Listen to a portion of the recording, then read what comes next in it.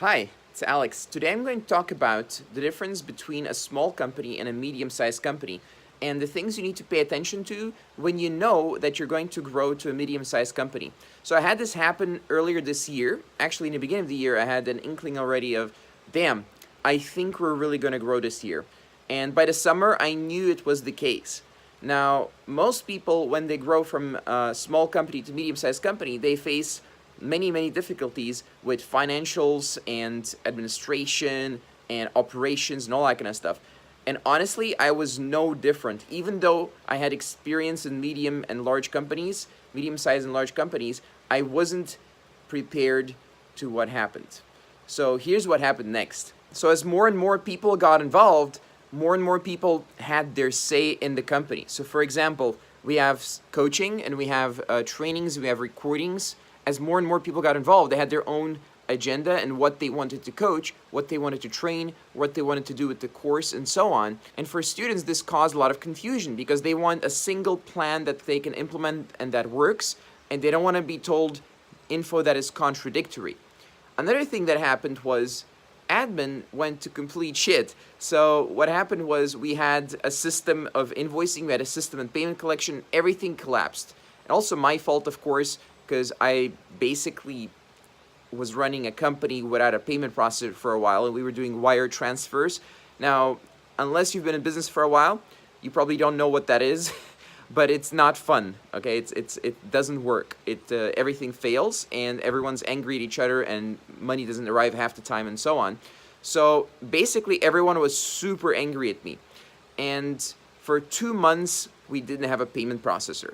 Then, at the same time, our old system for admin and invoicing and all of those systems were still running as if we're a very small company. And simply that doesn't work. Everything was being done manually, randomly, non-standardized, and everyone was just doing whatever they felt like. And we went from that all the way to complete automation within that single year. And I'm quite proud of that. We just finished implementing it this week actually, and now the company can run properly again. And what I'm going to have to do is regain trust with a lot of people, and they thought I was sabotaging the company and stuff like that. And that actually brings me to the next point. As a company grows and the amount of people involved grow, what happens is there's like politics. Now this is the killer of any company. If you have politics instead of meritocracy and working together, then everything just fucking dies. And that was what was happening to us. So what I had to do as you could say the CEO, whatever I would call myself of the company, is I had to step into every single part of the company, remove any process or person or anything like that was causing any issues whatsoever, which was brutal, by the way. Don't recommend, if you ever have to do that, I don't recommend doing it. It's absolutely brutal. I mean, I don't recommend doing it, but you have to do it. That's what I mean. So I just hope that you figure it out so that never happens to you. That's what I mean. So what happened then was I had to go back in and take control of all the course material, or all the videos, all the instructions, and how they work and how the business models work for students. Had to fix all of that. Then I had to go in and look at the sales calls, the promises that were being made, and so on. Check that nothing's been overpromised, that sales guys aren't focused just on close rate. So that was fixed. And then in terms of invoicing and stuff like that, this in the world right now, there's incredibly complicated taxes. The taxes are absolutely ridiculous. Even if you sell from one country, sell to another country, in that country there's sales tax, and it works different per country, sometimes per region. It's super complicated. To fix that, we really had to think outside the box. The solution would have been just put people in place everywhere to fix everything. But we tried that, and nobody even understood the systems that we had. So we had to kind of go look at much bigger companies, and they had complete automation. They had a cart that plugs into payment processors, that plugs into invoicing, that plugs into tax tools, and it just does everything. And that's what I've just spent with developers installing last 30 days or so. The first attempt failed, the second attempt succeeded, and now it's working. So another thing that I've noticed that is super important when you're growing your business from small to medium sized is that everything needs to be under contract. Now it sounds like I'm going too far with this, like everything, really. But if you think about it, once you have a business that works with dozens of people and not just, let's say, 2 or 3, then everything can become a misunderstanding. And trust me, it becomes a misunderstanding with 2 or 3 people as well.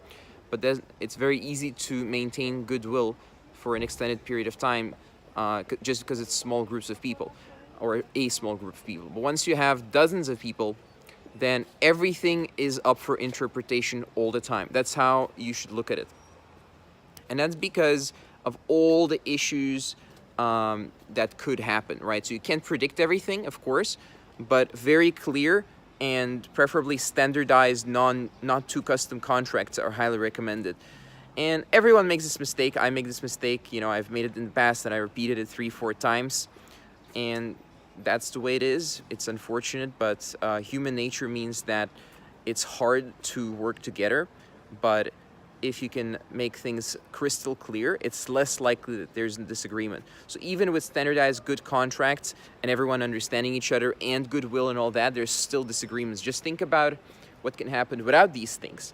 And in case you don't have examples in your own life or friends' lives, let me think. So maybe I shouldn't really talk about myself here I don't want to say anything bad about anyone or anything like that. But let's say that I've had clients in the past who lost half their staff or a quarter of their staff because of payment disagreements. I've had clients in the past who lost staff because disagreements about what the company actually does, and they didn't really believe in the mission anymore, or they just ran off and did their own thing, or took clients away to some other company and so on.